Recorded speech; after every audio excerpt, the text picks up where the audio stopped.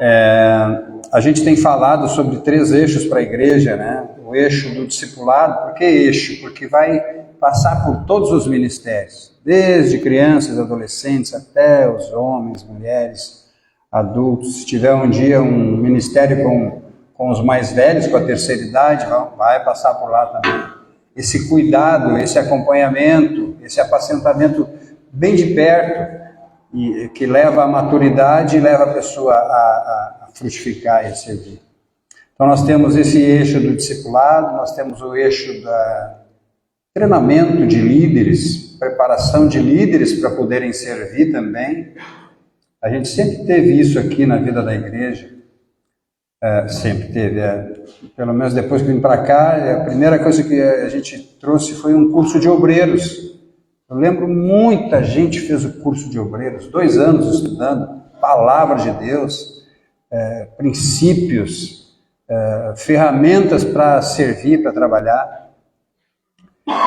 E essa capacitação de líderes, a gente quer oferecer também para nós aqui, para quem quer voltar a ter esse tipo de ferramenta, esse eixo.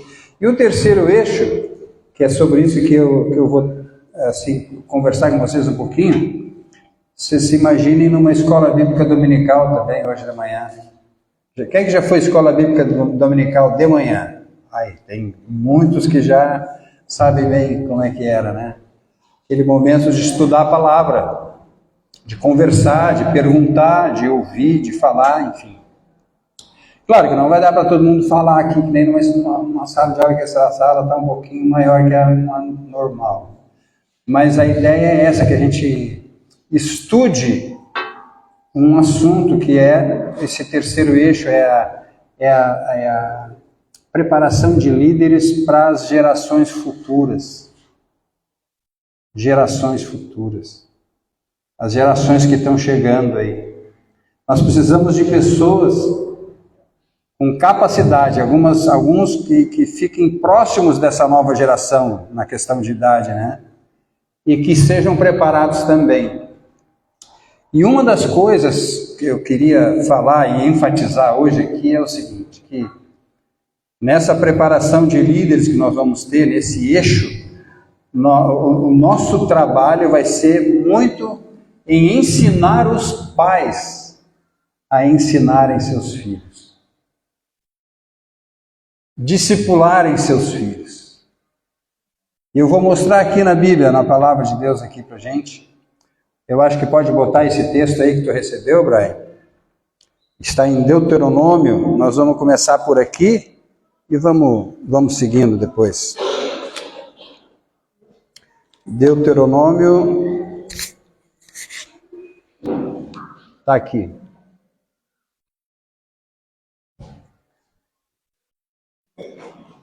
Deuteronômio 6, 1 a 9. 6, 1 a 9. Você pode abrir aí, se alguém, não sei se todos estão conseguindo visualizar, mas você pode abrir a sua Bíblia, o seu celular aí, enfim, e eu vou ler nessa versão que eu tenho aqui. Aqui não está todo o texto, está só a pedagogia do negócio aí. Mas eu vou ler o texto aqui, você pode me acompanhar. Deuteronômio 6, 1 a 9. Estes são, pois, os mandamentos, os estatutos e os juízos que mandou o Senhor teu Deus, se te ensinassem, para que os cumprisses na terra que passas a possuir. Estão sendo preparados para entrar na terra da promessa. Verso 2. Para que temas ao Senhor teu Deus e guardes todos os seus estatutos e mandamentos que eu te ordeno, tu e teu filho e o filho do teu filho. Olha, vai até o neto ali. Todos os dias da tua vida, e que teus dias sejam prolongados.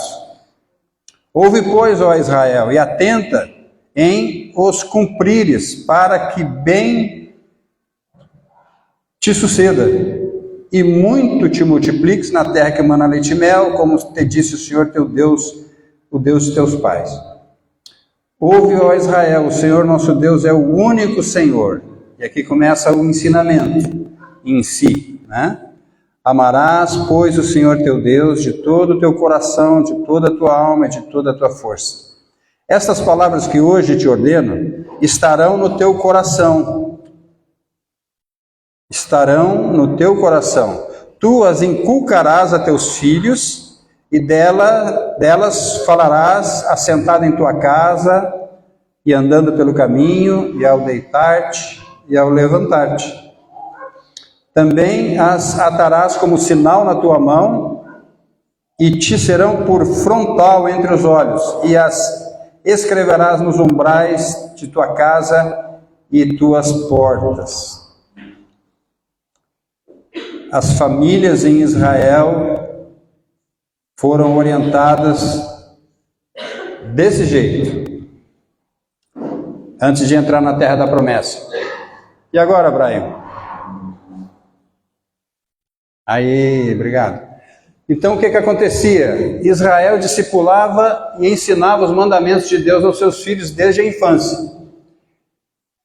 O ensino é um agente de saúde e de vida em todos os aspectos. No livro O Discipulado que Transforma, o pastor Josué Campanhã, ele ressalta a pedagogia nesta passagem. Primeira coisa, o ensino era diário e por toda a vida. Segundo, devia passar para o coração de quem ensinava. Devia passar pelo coração, na verdade, aqui, tá? Devia passar pelo coração de quem ensinava, no caso, os pais. Olha só que coisa interessante, né? Os pais precisavam ter a palavra no coração primeiro, percebida, entendida, assimilada, absorvida, ruminada. Eles precisavam ter isso no coração. Então os pais ficavam ensinando os filhos. Ô filho, o nosso Deus nos tirou lá da terra do Egito, nós éramos escravos. Pelo amor que Ele tem por nós, pelo propósito que Ele tem para nós, e esse Deus nos ama, e Ele nos ensina nós a amá-lo. Então era assim, todo dia. Quantos sentam em casa com os seus familiares? Em algum momento do dia. Estou falando nem em refeição, senta junto. O Beto senta aqui, os outros ficam todos de pé, eu acho. Não, aqui tem mais uma que senta. Que é uma coisa, Beto chega em casa, senta no sofá, senta na cadeira, senta na poltrona, e algum familiar está ali junto. Aquela era uma hora de relembrar, de falar no amor de Deus, no amor que Deus tinha, e no amor que Ele queria receber também do seu povo, dos seus filhos, né? Quando tu andava pelo caminho, senta no carro, senta na poltrona do carro, né? Na cadeira do carro, e vai com alguém, está no caminho, está caminhando, está no caminho. A questão, irmãos, porque a nossa geração é uma geração muito ocupada, né? Como é que tá? Tô na correria. Estou correndo. Estou na correria. Nós estamos nem correndo. Se você é um atleta, estamos sempre correndo. Já a hora que tiver uma Olimpíada, nós estamos feitos, porque todo mundo corre. Todo mundo corre. E beleza, eu também corro. Eu tenho minhas correrias, não tem como. Mas o que eu estou dizendo aqui para nós, amados, é que se tu tiver isso no teu coração, o amor do teu Deus, a palavra do teu Deus, quente lá dentro, com fogo lá dentro, tu vai te sentar na tua casa, tu vai discipular os teus filhos, tu vai ensinar os teus filhos. Quem tem filho pequeno ainda? Porque está no coração, passou pelo coração, é vida, né? É vida. É uma questão de importância. O que me importa? O que importa para mim? A palavra importar, vocês já me ouviram falar aqui, né? É portar para dentro. Importar. É botar para dentro. Então, quando eu coloco, quando uma coisa é importante para mim, eu coloco para dentro. Isso é importante. Então, eu preciso importar a palavra. A palavra é da economia, né? Mas eu preciso importar a palavra, eu preciso botar o Espírito Santo, deixar ele ter um espaço dentro de mim, importar a palavra, meditar na palavra, porque passa pelo coração do pai e da mãe e tem que ser inculcada na mente do filho. Tu precisas inculcar, ele precisa entender, tu precisa ilustrar, usar visual, usar todos os meios que a gente tem hoje. Toda a tecnologia, para que isso fique inculcado na mente do filho. No momento correto, o Espírito tem uma ferramenta para passar da mente para o coração do teu filho também. Com as experiências que ele vai ter, porque ele tem na mente a palavra. Então era isso que as famílias de Israel faziam. Eu parei aonde aqui? Deveria ser continuamente os filhos, os pais deveriam falar dia a dia na família, e o conteúdo deveria ser escrito em lugares visíveis para lembrar as verdades. Eu lembro que a Lúcia sempre tinha uns audiovisual, contava umas historinhas, ilustrava. Eles têm isso no coração. Eles têm isso na mente. Chegam os momentos da vida em que aquilo passa para o coração. É uma informação que ele tem na mente, mas a vida, os desertos, as crises, os temporais, os ventos da vida vão fazendo a gente se voltar para Deus, vão fazendo a gente se converter para Deus, todo dia, toda vez que é necessário, a gente precisa se converter para Deus, ou seja, se voltar para Deus, para que Ele faça um trabalho no nosso coração. Tá bom, então acho que é isso. Muito obrigado, Brian. Muito obrigado. Essa é a ideia. Vocês lembram, quantos lembram aqui da pandemia? A maioria vai lembrar, né? Há quantos anos nós tivemos a pandemia? 4 anos?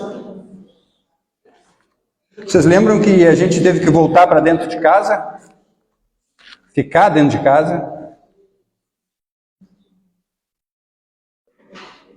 Foi um momento muito bom. Eu lembro que o pessoal falava muito na Páscoa, quando no evento da Páscoa, na saída do Egito, cada família teve que ficar na sua casa para sacrificar um cordeiro, botar o sangue sobre as portas e comer o cordeiro juntos como família. E deveriam convidar alguém do seu relacionamento, aquela família, para poderem comer todo o cordeiro ali. Alguém que tivesse mais só, não tivesse família e tal. Então, a Alice estava me lembrando que nós fizemos isso aqui uma vez, né? Cada um fez lá o seu alimento e celebrou isso lá, e comeu, estavam juntos, e a família estava junta ali. Parece que aí nessa pandemia, Deus estava nos chamando para a gente se voltar para a nossa casa, para a nossa família. Eu lembro que eu gostava demais quando eu era pequeno, eu era guri pequeno lá em Porto Alegre, quando faltava luz. Porque mesmo que não fosse a correria de sempre, mas quando faltava luz, tinha uma novidade lá em casa. A gente acendia umas velas, a gente fazia umas brincadeiras, contava umas histórias. Meu pai contava histórias do que ele aprontava na adolescência, na infância dele. E todos ali, o que acontecia? A gente se conectava, né? Sabe isso? Se conectar, se prestar atenção um no outro, ouvir um ao outro, poder falar. A gente falava umas coisas de criança também, mas a gente falava e eles nos ouviam. Então, a gente vai perdendo essas coisas, né? A gente vai perdendo essas coisas e a gente precisa resgatar essas coisas. Eu estava preparando essa palavra e eu e a Lúcia sentamos na sala. Estávamos ali sentados, eu me lembrei, estamos aqui sentados, viu? Aí eu puxei um assunto assim, né, da nossa experiência com Deus, com a vida cristã, com o serviço e tal.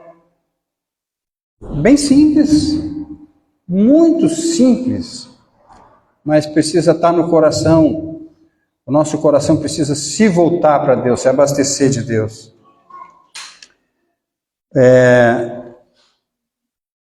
Então, esses princípios aqui, irmãos, que nós estamos vendo em Deuteronômio 6, 1 a 9, eles orientam o discipulado e o ensino na vida da igreja.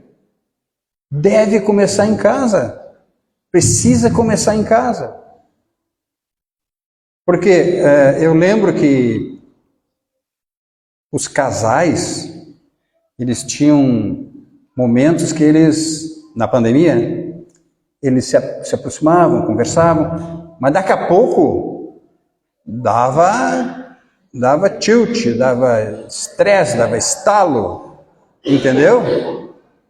Porque era muito tempo junto e, sabe, não havia ainda um propósito definido, de repente. Então, nós precisamos ter propósito, não é só criar estruturas, é o nosso coração que precisa entender isso. A minha esposa precisa da minha atenção, eu preciso da atenção dela, nós precisamos de acordo para as coisas. Os nossos filhos precisam de serem ensinados, de serem ouvidos, de se sentirem conectados, né?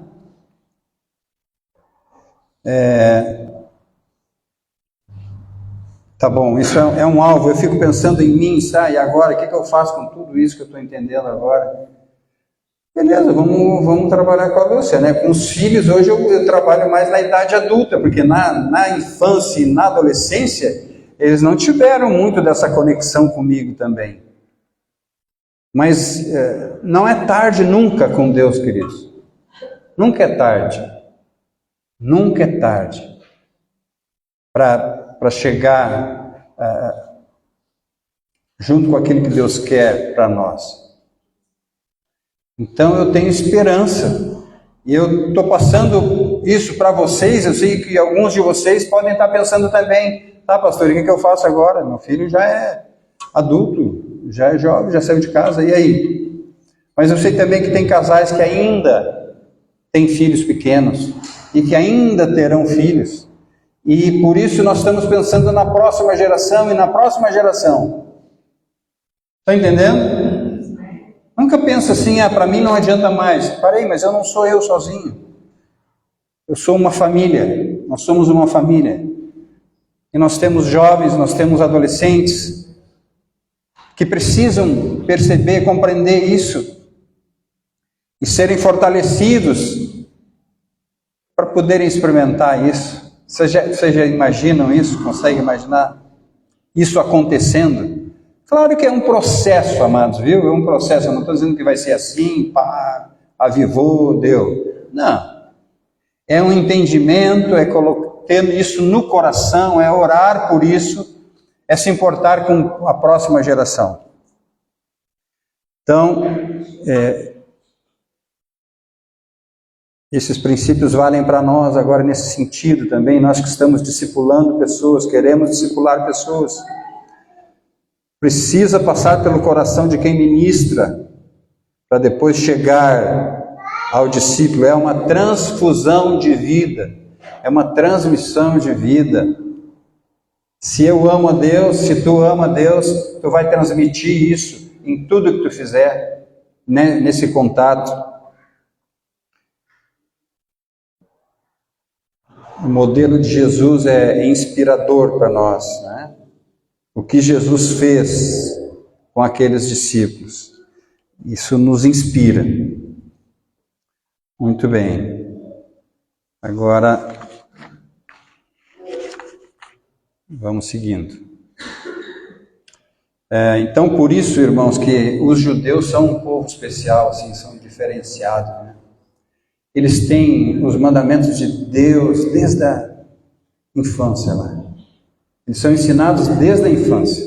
Em famílias de judeus e até judeus messiânicos. E judeus, só judeus mesmo. Pronto, só judeu, mas que fazem isso. Transmitem, eles têm entendimento que eles têm uma herança de Deus. eles receberam algo de Deus que é para as próximas gerações. E eles vão trabalhando isso, né?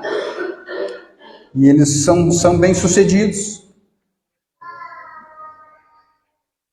Claro que eles precisam de Cristo para serem salvos também, não há nenhuma dúvida sobre isso.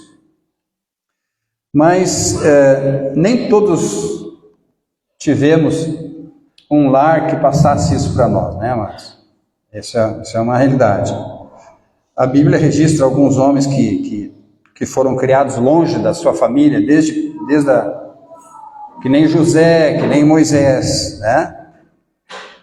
E hoje há uma geração de filhos com pais vivos que são órfãos.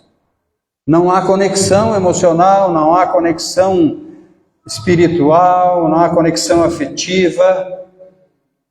E eles se sentem sem identidade e sem propósito. Claro, ninguém pode dar o que não tem, isso é uma coisa muito interessante da gente entender, né? Se os nossos pais não nos deram alguma coisa, é porque eles não tinham recebido também. Mas isso não é impedimento para Deus, né? Isso não é impedimento para Deus. Tem algumas vezes que Deus coloca, para quem não teve referência paterna ou materna, Deus coloca umas figuras de autoridade nas suas vidas que vão abastecendo de alguma forma. Eu me lembro muito bem de algumas. E outras vezes Deus fala diretamente com a pessoa.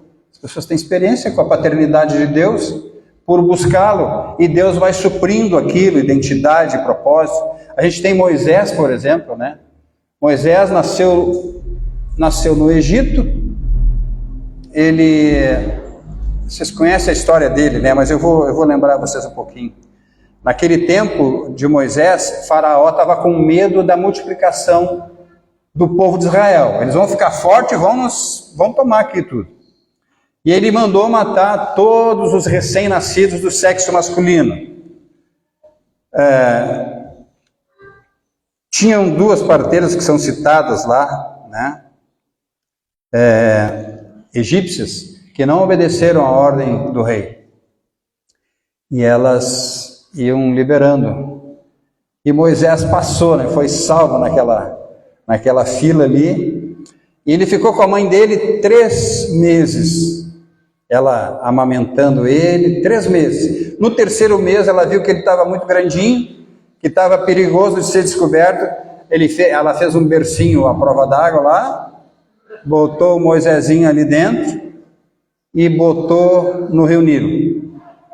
A filha de Faraó, que estava ali nas margens, viu aquele bercinho lá, mandou as criadas dela buscar, tal, trouxe, pronto. Quis o Moisés para ela. Ela que botou o nome, tirado das águas. E aí, a Miriam, que era a irmã mais velha de Moisés, estava acompanhando todo esse processo. Bota no rio, vai andando, alguém pega, e ela estava. Aí foi lá e se apresentou para a filha do Faraó. E disse: olha, eu posso conseguir uma ama de leite aí, uma hebreia, para cuidar do menino, para amamentar ele. Aí ela achou uma boa ideia. Tá bom, então chama lá. E a Miriam foi buscar a mãe dela, né? E a mãe de Moisés ficou com ele um tempo, até que ele cresceu. A Bíblia diz que até que ele cresceu. Foi um tempo, assim, de uma provisão de Deus que Moisés ficasse com a mãe dele. Aquele tempo ali. E foi a base que ele recebeu. Daí ele foi de volta para o palácio de Faraó. Foi lá para ficar com a filha de Faraó, como mãe. E aí ele ficou mais ou menos uns 40 anos. 40 anos. Aprendendo a cultura do Egito. E eu ouvi um pastor dizer uma coisa interessante. Ele disse: escravo não liberta escravo.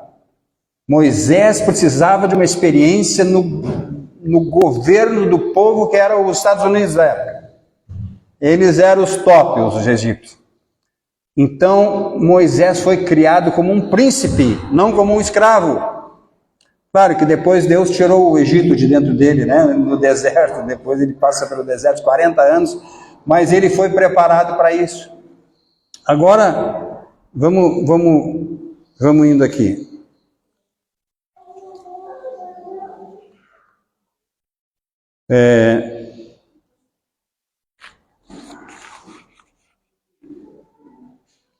40 anos no palácio de Faraó. Quando chega no final desses 40 anos, Moisés, ele sai ali para dar uma olhada, ele sabia que os hebreus eram, ele sabia que ele era um hebreu agora, nesse momento. Ele foi dar uma passeada, que provavelmente a mãe dele falou para ele, não sei se cresceu, até quando que ele cresceu e depois saiu, mas o fato é que ele sabia que era um hebreu. Aí ele foi lá, viu um egípcio ali na rua, né? Sei lá como é que era lá a praça, viu um egípcio maltratando um hebreu. E aquela coisa de justiça, sabe? Aquela coisa de justiça, alguém que seria o libertador do povo da escravidão. Aquilo estava lá em Moisés, na vocação dele, no chamado dele. Aí ele foi lá e matou o egípcio, e enterrou na areia, e seguiu viagem. Protegeu o compatriota dele lá. Outro dia ele está caminhando também, ele vê 2 israelitas brigando. Agora eram 2 israelitas. E ele vai lá para intervir, porque ele não podia ver injustiça, né? Ele era essa coisa de justiça e injustiça para nós é uma coisa interessante, né? Mas ele fazia a coisa na força dele, ele foi lá e foi falar com o que estava oprimindo o irmão. Aí esse israelita perguntou para ele assim: acaso tu vais me matar como mataste o egípcio?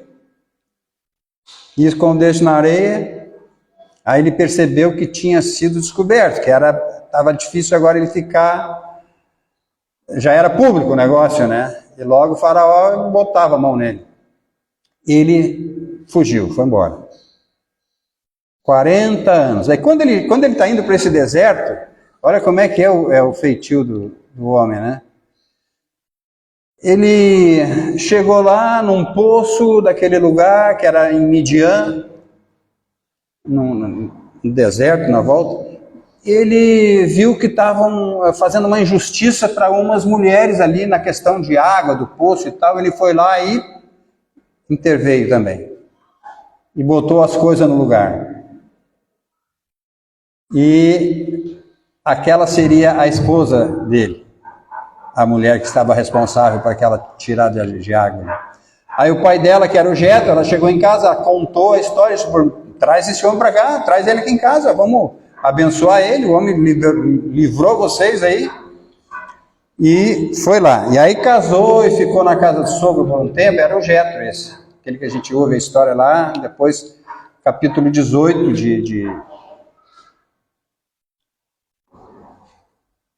de Deuteronômio mesmo, talvez, não lembro. Bom, 40 anos, mais 40 anos. Esses 40 anos que ele passou no deserto, ele estava lá, cuidava do rebanho do sogro, vivia ali. Ele tinha fugido, não queria mais saber. Nessas alturas, olha, ele já tinha sido rejeitado pelo seu próprio povo. Ele tinha se frustrado com aquelas situações ali. Ele não podia fazer nada, ele tinha aquela coisa, ele queria fazer, mas fez na força dele, matou alguém, ficou com aquilo, com aquela culpa também, provavelmente. E ele foi para o deserto, e no deserto ficou 40 anos. No final desses 40 anos, eu entendo que ele está meio confuso pela vocação que ele tem para exercer justiça, libertar escravos, e como é que ele lida com esse ímpeto de justiça, de fazer justiça. Então ele está desse jeito lá, está ressentido pela rejeição, frustrado. E agora, Eu queria fazer só um comentário sobre a questão de justiça com vocês. Eu acho interessante. O reino de Deus é o quê? Justiça, paz e alegria no Espírito Santo. Mas a justiça, ela é um fruto da paz. E às vezes, a paz é um fruto da justiça. E o que a gente gosta às vezes? A gente gosta de ir direto na alegria. Eu quero ser feliz, eu quero me alegrar. E nesse negócio a gente faz um atalho. Alguns vão para droga, outros vão para bebida, para sexo ilícito, porque eu quero me alegrar. Eu quero ser feliz. Eu tenho direito de ser feliz. Mas o segredo está aqui, ó. Buscar em primeiro lugar o reino de Deus e a sua justiça. E as demais coisas vos serão acrescentadas. Deus nos manda buscar a justiça dele, o reino dele e a justiça dele. Moisés estava fazendo isso, mas estava fazendo na sua força, do seu jeito, com a sua justiça própria, né? E você sabe que a justiça própria, para Deus é como trapos de imundície. É trapos de imundície. Eu preciso depender de Deus para estabelecer justiça. Eu não posso querer sair fazendo justiça porque eu vi uma injustiça. Na minha força, do meu jeito. Eu preciso promover a justiça, mas no governo de Deus, no comando de Deus, no comando do Espírito Santo. E a gente sabe quando quer e vai fazer uma justiça na sua força, a gente percebe que fez bobagem. Não dá um bom fruto, não adianta. E Moisés é um ensino aqui para a gente, né? Ok, vamos seguir aqui. Eu queria ler com vocês Êxodo 3, 1 a 10 agora.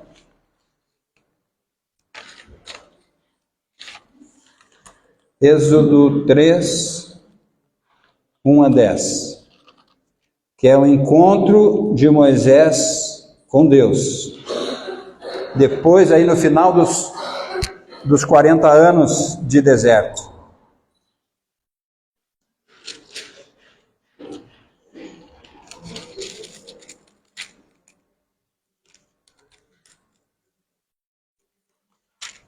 Êxodo 3, 1 a 10.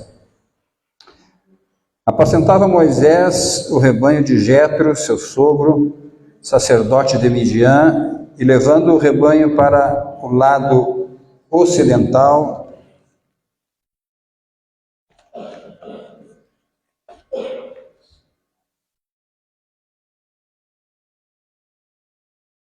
do deserto, chegou ao monte de Deus, a Horebe. Apareceu-lhe o anjo do Senhor numa chama de fogo no meio de uma sarça. Moisés olhou e eis que a sarça ardia no fogo e a sarça não se consumia. Então disse consigo mesmo: irei para lá e verei essa grande maravilha. Porque a sarça não se queima. Por que a sarça não se queima? Ele está se perguntando para ele mesmo aqui, né? Irei para lá e verei essa grande maravilha. Por que a sarça não se queima? Vendo o Senhor que ele se voltava para ver, Deus, do meio da sarça, o chamou e disse: Moisés, Moisés. Ele respondeu: eis-me aqui. Deus continuou: não te chegues para cá. Tira as sandálias dos pés, porque o lugar em que estás é terra santa. Disse mais: eu sou o Deus de teu pai, o Deus de Abraão, o Deus de Isaque, o Deus de Jacó. Moisés escondeu o rosto porque temeu olhar para Deus. Disse ainda o Senhor: certamente vi a aflição do meu povo que está no Egito e ouvi o seu clamor por causa dos seus exatores. Conheço-lhe o sofrimento. Por isso desci a fim de livrá-lo das mãos dos egípcios e para fazê-lo subir daquela terra a uma terra que é ampla, terra que mana leite e mel. O lugar do cananeu, do Eteu, do Amorreu, do Ferezeu, do Eveu e do Jebuseu. Pois o clamor dos filhos de Israel chegou até mim, e também vejo a opressão com que os egípcios estão oprimindo. Vem agora e eu te enviarei a Faraó para que tires o meu povo, os filhos de Israel, do Egito. Então disse Moisés a Deus: quem sou eu para ir a Faraó e tirar do Egito os filhos de Israel? Deus lhe respondeu, eu serei contigo, e este será o sinal de que eu te enviei. Depois de haveres tirado o povo do Egito, servireis a Deus nesse monte. 40 anos depois, Moisés estava no fim do seu preparo, mas ele ainda diz assim: quem sou eu? Já disse isso? Quem sou eu para fazer isso aqui? Eu não consigo. Quem sou eu? A pessoa olha para dentro de si e não se vê preparada, não se sente habilitada para fazer aquilo que está sendo solicitado para fazer. Moisés está dizendo: quem sou eu? É uma pergunta também de quem ainda não entende a sua identidade. Moisés estava sendo curado por essa presença de Deus, por essa paternidade de Deus, quando Deus diz assim: eu serei contigo. Diz uma coisa aqui para mim: se tu estivesse no lugar, nem no lugar de Moisés, no lugar de alguém que tem uma missão para fazer, e Deus te diz assim, tu não te sente capacitado, e Deus te diz: eu serei contigo, eu vou contigo. Moisés começou a amar a presença de Deus, começou a valorizar a presença de Deus, e aquela presença de Deus na vida dele capacitou ele para a obra que ele fez de 40 anos mais no deserto. Lembra? Moisés, o homem de 40, 120. 40 anos andando no deserto com aquele povo, imagina só. O povo queria voltar para o Egito. O povo reclamava da liderança dele. O povo se rebelava. O povo fazia, até o irmão dele fez um bezerro de ouro. E Moisés ali tranquilo.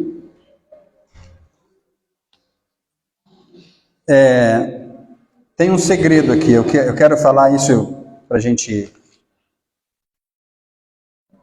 indo para o final, mas tem um segredo aqui muito interessante. Em relação a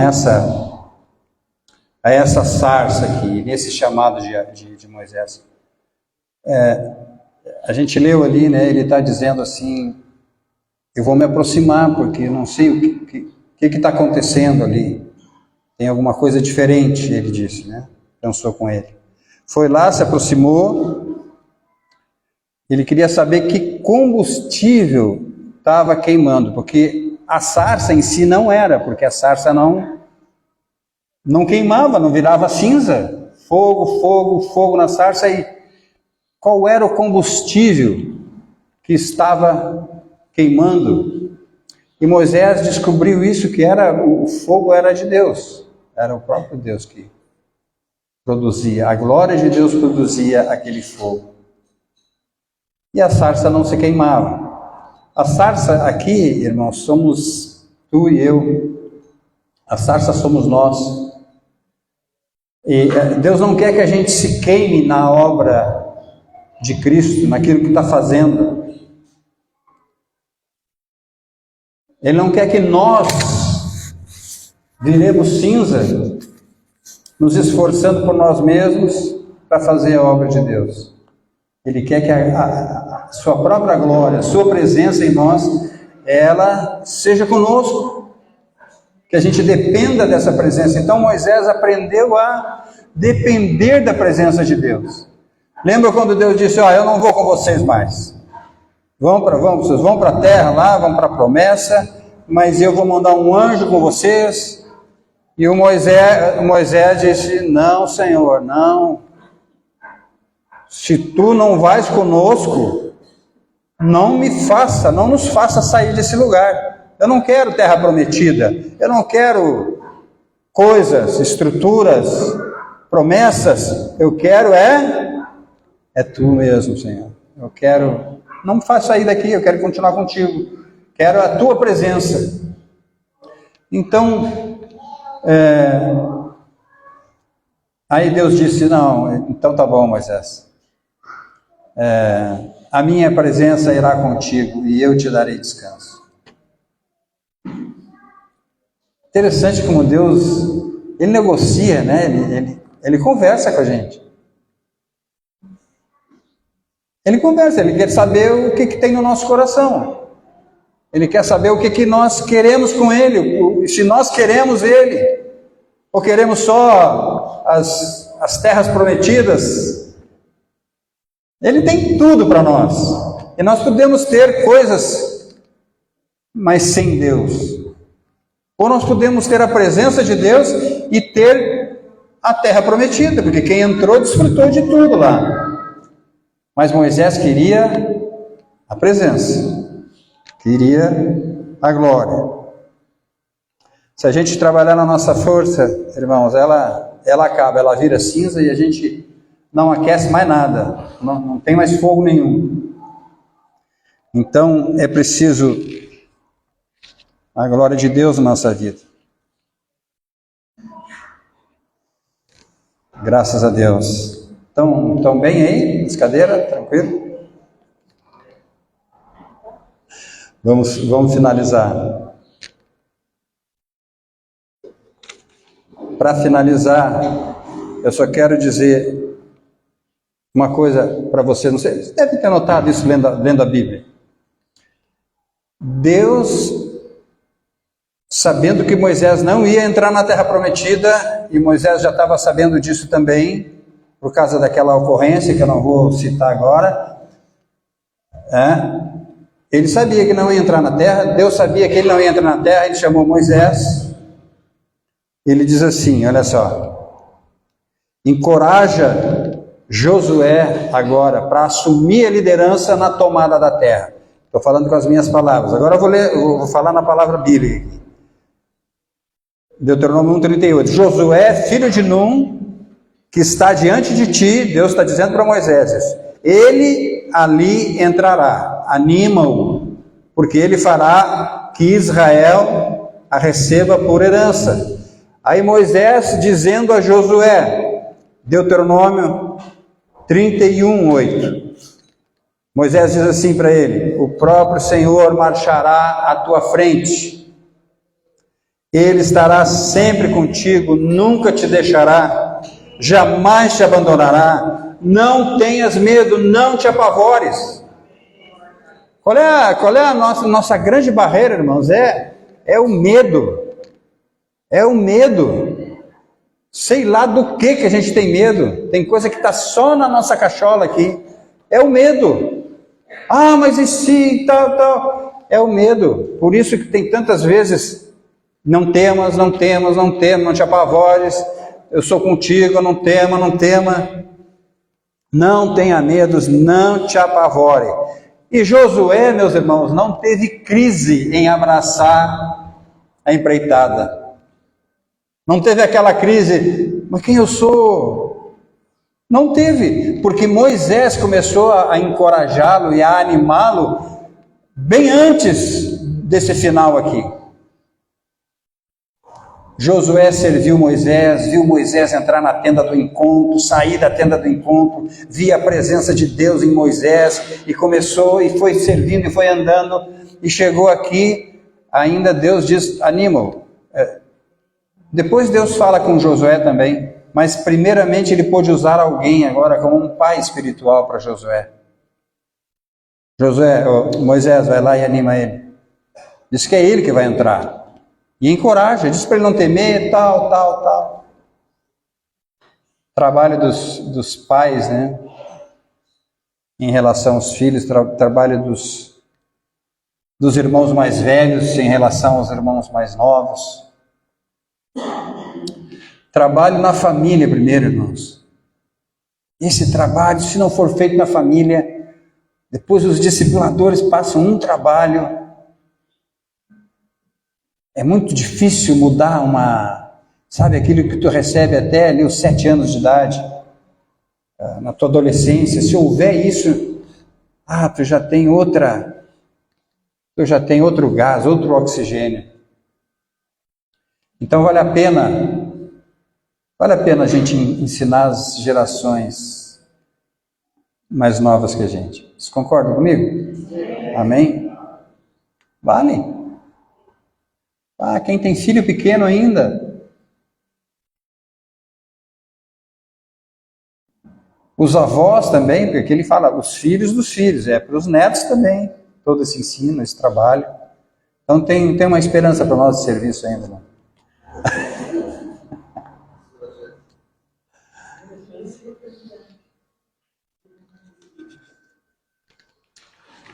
Muito bem. Eu vou pedir para a Luana vir vindo para cá. Luana, pode ser?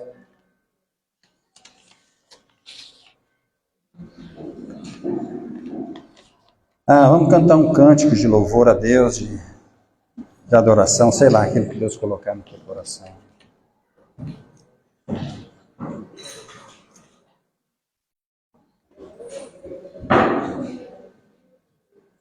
É forte isso, né, irmãos? Deus nos chamou para estabelecer o destino dos nossos filhos.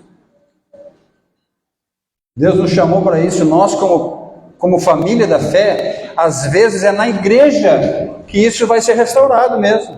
É com pais espirituais, mães espirituais, discipulado. É que isso vai ser agora de coração, vai ser incutido na mente, da mente vai passar para o coração, nas experiências. Mas esse é nosso trabalho. Amém? Esse é nosso trabalho. Deus nos chamou para estabelecer o destino, perceber vocação, dons, paixão ministerial dos nossos filhos e filhos espirituais também, discípulos.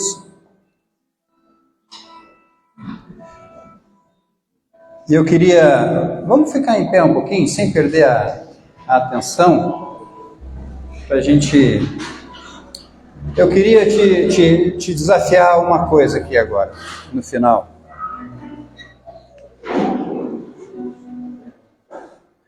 O nosso Deus é um Deus que dá sinais.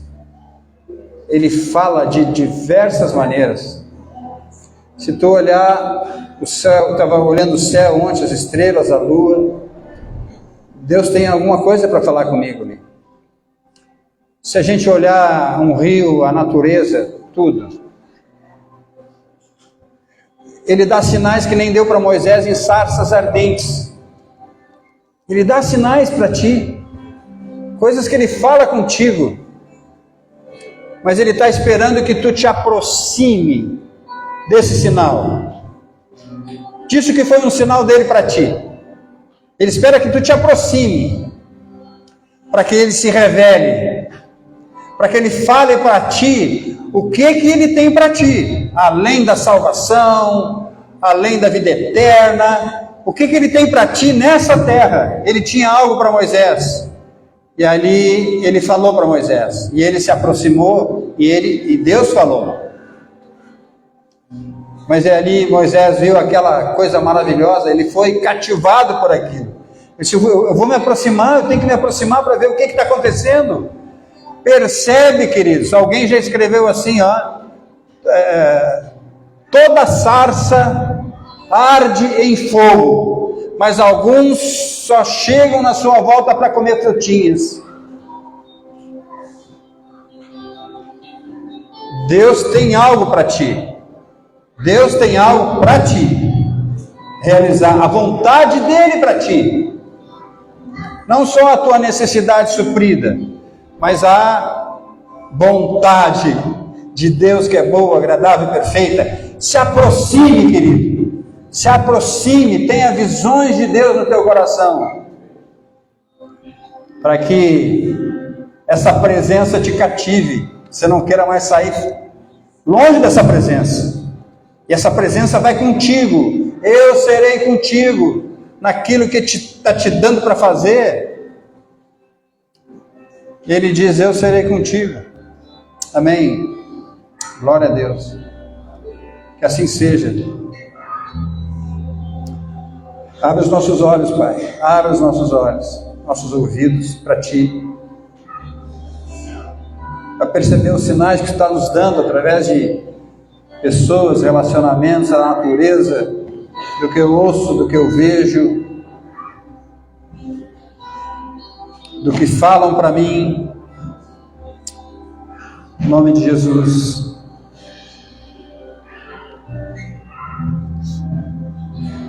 Eu poderia estar em qualquer outro lugar, mas Tua glória me atraiu.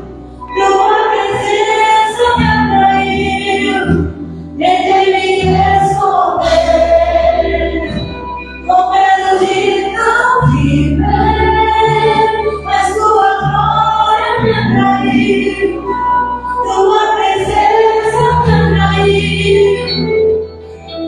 É cansaço, tempo come, não se consumiu, e a voz que sai dela me atraiu, e meu coração ficou até que descobriu, e eu tinha uma glória para mais de mil. É cansaço, tempo come, não se consumiu, e a voz que sai dela me atraiu, e meu coração ficou até que descobriu, e eu tinha uma glória.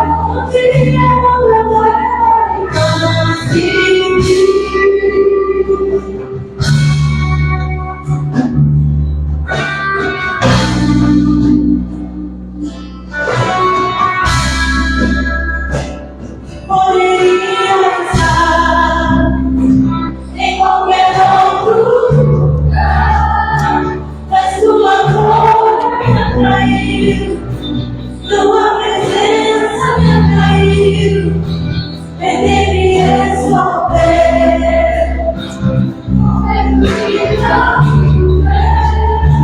mas Tua glória me atraiu, Tua presença me atraiu.